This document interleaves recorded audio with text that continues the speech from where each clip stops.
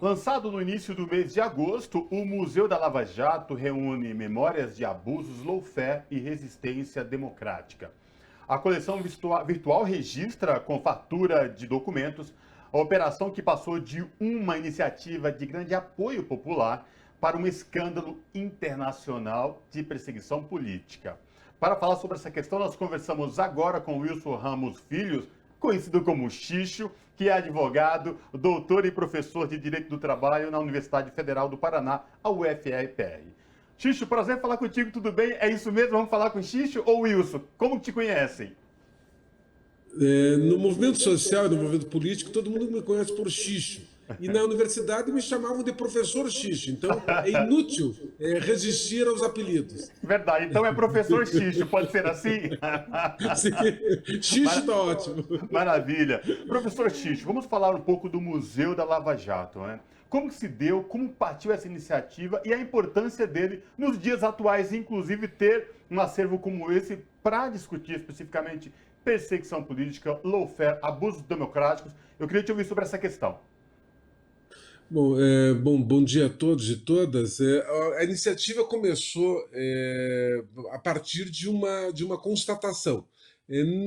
Nunca na história da humanidade houve algo parecido com a vigília Lula livre. Esse é um fenômeno social. Isso será estudado durante muitos anos por sociólogos, antropólogos, psicólogos, etc., para tentar entender como é que, durante 580 dias, aquelas centenas, em alguns dias milhares de pessoas estavam lá, do lado de fora da prisão, da sede da Polícia Federal em Curitiba. Aquele fenômeno social merecia uma memorização.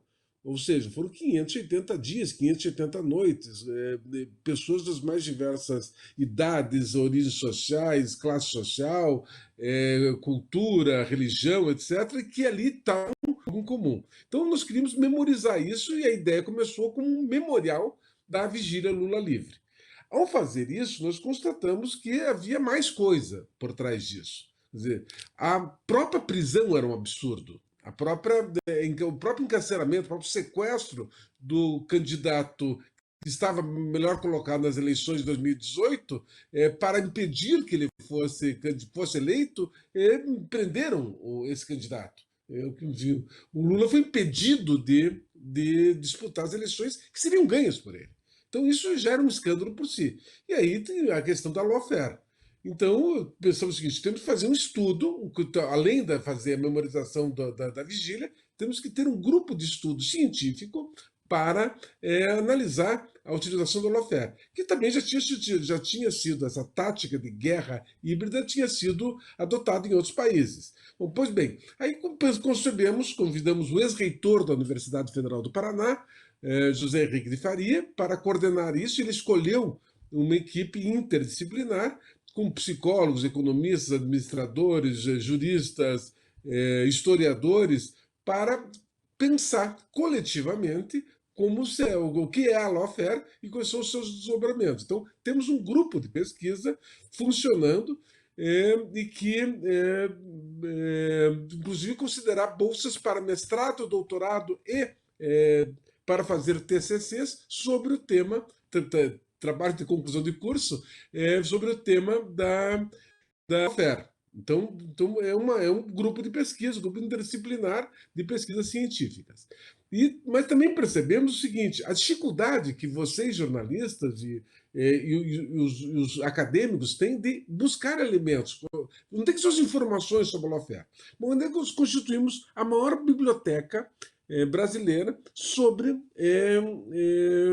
lawfare e sobre a Lava Jato? Temos provavelmente tudo que foi publicado, e se não está lá, nos mande, por favor, nós queremos ter acesso a isso para poder divulgar para as pessoas.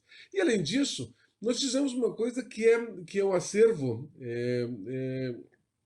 realmente estupendo. Você pode imaginar quantas notícias a mídia tradicional publicou sobre a lawfare. Estadão, Folha, G1, enfim, os jornalões publicaram todos os dias a matéria sobre a Lava Jato.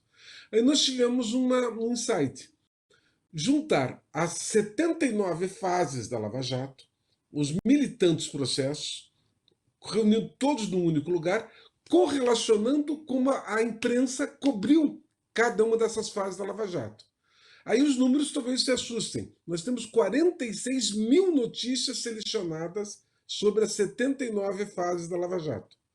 Ou seja, o pesquisador pode colocar por nome do réu, por nome do advogado, por tema, ou por palavra-chave, tipo Petrobras, tipo Brecht, e aí ele vai reunir, vai ter acesso a todos os processos judiciais que tratam desses temas, dessa palavra-chave, e também todas as notícias que saíram nos grandes jornalões sobre essa matéria.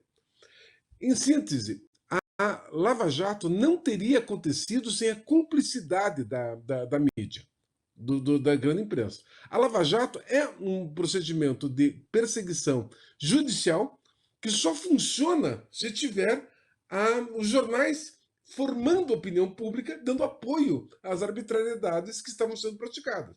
E isso, a Lava Jato, portanto, é uma junção da sanha persecutória ideológica de parcela do judiciário com a sanha persecutória ideológica de parcela da imprensa. Então, essa conjunção desses dois fatores criaram o que foi conhecido como Operação Lava Jato. Então, em síntese, o museu tem 3 pilares: a Vigília Lula Livre, o Grupo Interdisciplinar de Estudos Científicos e o arquivo do Centro de Documentação sobre a Lava Jato. Então, os números são enormes: 8 mil fotos, mais de 1000 vídeos. Então, os números são grandes, porque ele está em ambiente virtual. E a partir do ano que vem, pretendemos ter em sede física, mas só no ano que vem. Professor Xixo, você está falando desse processo de como também foi se criado um grupo de estudo, são pessoas ali apropriadas do direito, do conhecimento do direito, mas a pessoa comum, público em geral, entrando no site, ele também consegue fazer esse acesso? Houve essa preocupação para esse conteúdo ficar acessível, inteligível para o público em geral, para as pessoas entenderem o que foi o processo da Lava Jato, como você está colocando, o que é o lawfare, né? Que é um tema que a gente ouviu tanto, mas ninguém explicou tão bem. Então, houve essa preocupação com o público em geral também, para além da pesquisa acadêmica, do campo do direito? Sim, né, nós estamos fazendo 2 coisas. Primeiro, por uma questão de acessibilidade, nós estamos gravando vídeos, porque às vezes o vídeo é mais fácil para você entender. E aí a gente usa uma linguagem coloquial para tentar evitando juridiquês, economias, etc., para que as pessoas entendam o que aconteceu ali. Então, nós temos vários vídeos e temos áudios sobre o que foi a Operação Lava Jato. Temos textos. Nos textos, nós cuidamos de fazer um glossário. Ou seja, o que significa aquela palavra, para poder. Porque é uma palavra que às vezes as pessoas estão iniciadas, leem jornal, enfim, assistem televisão, alguns programas jornalísticos, e já estão familiarizados com o tema. Mas outra pessoa, um trabalhador que está lá saindo da fábrica, olha uma palavra, que palavra feia é essa? O que quer dizer isso? Então nós tentamos fazer. Sempre é mais desejo do que êxito, no sentido que a gente sempre procura, está sempre buscando tornar a comunicação algo que realmente atinja seus objetivos. Não basta o sujeito emissor querer falar, precisa que o sujeito receptor entenda a mensagem. Então nós estamos com essa preocupação, sim. E para a sede física, nós imaginamos que teremos algo muito visual, com imagens e projeções em telões e também em televisões, etc., e displays para as pessoas poderem percorrendo o itinerário do museu e aí formando sua convicção. Então, não é um museu que seja sobre alguma coisa do passado. É um museu sobre coisas que estão acontecendo no presente. Porque a Operação Lava Jato foi enterrada, desapareceu. O lavajatismo está mais do que nunca forte no Poder Judiciário, no Ministério Público Federal. É o Museu da Lava Jato, mas, na verdade, nós estamos querendo denunciar o lavajatismo, essa prática judicial de perseguição política e ideológica dos adversários do que nós chamamos de direita concursada. Essa parcela da direita e da extrema-direita brasileira que ocupa cargos públicos, seja no Judiciário, seja no Ministério Público Federal ou Estadual, seja no aparato repressivo estatal, polícias federais, polícias estaduais, etc. Ticho, o senhor tocou no começo da sua intervenção aqui no nosso bate-papo, mais de 80 mil notícias armazenadas, mais de 8 mil fotos. E aí o senhor trouxe essa questão da vigília. Imagino que dentre essas histórias tem histórias pitorescas, tem histórias emocionantes, enfim, e várias pessoas que passaram a partir da vigília e depois a documentação no Museu da Lava Jato. Repetindo aqui, museudalavjato.com.br, para quem quiser visitar e ter acesso a esse acervo. Tem algum momento dessas histórias jornalísticas, ou dessas fotos, que te chamou a atenção e que te marcou, que você possa trazer aqui para os nossos telespectadores da TVT e também ouvintes da Brasil Atual? Bom, sim, pode imaginar assim, 580 dias, 580 noites. A gente brincava lá na vigília que todo dia tem um BO, para dizer que o boletim de ocorrência. Né? Todo dia tinha alguma confusão. Então tinha algo que fosse característico. Nós contamos para fazer o museu com algo que não sabíamos que existia. Mas a vigília tinha um boletim diário. Não sei se as pessoas acompanham isso. Mesmo as pessoas que estavam lá no dia a dia nem sabiam disso. Tinha um boletim diário que era feito por jornalistas ligados aos companheiros do MST. Eles faziam um boletim quase que uma ata. Aconteceu isso, aconteceu aquilo, etc. Então tem todos os boletins. Para fazer uma ideia, foram 580 dias da vigília. Mas são mais de 700 boletins diários. Por que deu mais? Porque tinha dia que tinha 2 BOs. Tinha mais do que um BO. Então, contava a história ali também. Então, ficou registrado isso, essas histórias. Então, tem de tudo. Desde uma história tocante de alguém que veio de ônibus do interior do Piauí para prestar solidariedade ao presidente Lula, que teve ali, até o dia que uns fascistas deram um tiro no acampamento e atingiram o pescoço de um companheiro nosso. Tem histórias que são histórias tocantes de pessoas que foram lá levando comida para alimentos que seriam processados e produzidos na cozinha comunitária. E vê que eram pessoas pobres, que estavam tirando dos seus poucos recursos fazendo aquilo. E os depoimentos das pessoas em relação a isso. Até histórias de um policial federal surtado que entra na vigília e chuta a caixa de som, tenta arrancar, destruir o megafone, um sujeito absolutamente surtado, que depois foi candidato pelo partido do Bolsonaro, não se elegeu, e ele era tão assim, fora da casinha, e ele acabou se suicidando. Realmente era uma pessoa surtada. Mas naquele momento, um policial federal armado, entrando lá, gritando, com arma na mão, etc., claro que isso é um evento que precisa ser feito. Outra coisa, descobrimos também, já recebemos, já está no site, já estão no site, mais de 200 podcasts que uns companheiros nossos faziam uma espécie de rádio comunitária, uma rádio na internet, contando e entrevistando pessoas. Quem fez isso não imaginava o papel que isso ia ter no futuro. Se não existe museu, isso vai ficar no computador dos companheiros e vai se perder. Então nós estamos reunindo isso. Então ele já entregou esse farto material, nós estamos agora colocando no museu, porque também tem que ouvir cada um antes de colocar, porque tem coisas que podem não ter atualidade, etc. E também nós devemos ficar ocupando espaço.